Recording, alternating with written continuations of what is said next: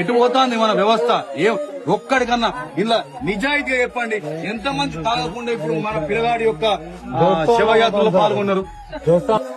చచ్చిపోయిన పిల్లగాళ్ళు మన దోస్తులైతే, చచ్చిపోయిన పిల్లగాళ్ళు మన అన్నదమ్ములైతే, నిజంగా మనకు రేషం పౌరుషం ఉంటే, వాళ్ళ మీద ప్రేమ అభిమానం మనకు ఉంటే, వీళ్ళ సావైనా మనల్ని మార్చాలి.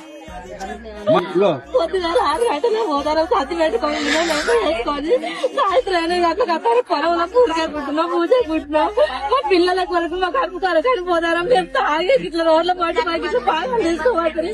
మీ కొరకు మేము బతకన్నా, మీ కొరకు మేము చావాలి. ఏం చెప్తాను, ఎటు పోతానమ్మా, ఎటు అవుతాంది? ఈ రోజు ఏమైంది? దీనికి కారణం ఏంది అందరికీ తెలుసు. నిజంగా కనుక మీరు మన లోపల మానవత్వం ఉంటే, మన గుండెలు రాళ్లు కాకపోతే, మనం రాక్షసులు కాకపోతే, ఇప్పటికైనా అర్థం చేసుకొని జీవితంలో సాగుకు మించిన పెద్ద షాక్ ఉంటది. గంజా ఇలాంటి పట్టుకొచ్చి ఇస్తా అంటే మనం దొరకట్లేదు. నడిపోట్లో కలుగుదాం, ఇది ఆగుదాం, మార్చుకుందాం. జీవితం మళ్ళా రాదు. జీవితం మళ్ళా రాదు. మన ఊరి పిల్లగాడు నిన్నటి దాకా మనతో ఈ టైంకు బతికున్నాడు, మన మధ్యలో. ఇవాళ మన దగ్గర 2 పిల్లలు వేరు.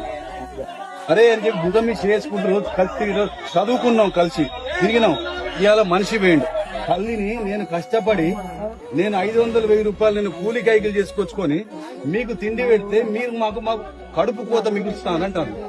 మీ అందరు కొడుకులు తనకు పుట్టినా తాగుడే, సచ్చినా తాగుడే, ఎవడో గెలిచినా తాగుడే, ఎవడో ఓడిపోతే తాగుడే, ఎటు చేసి తాగుడు. దాని తోడు గంజాయిలు.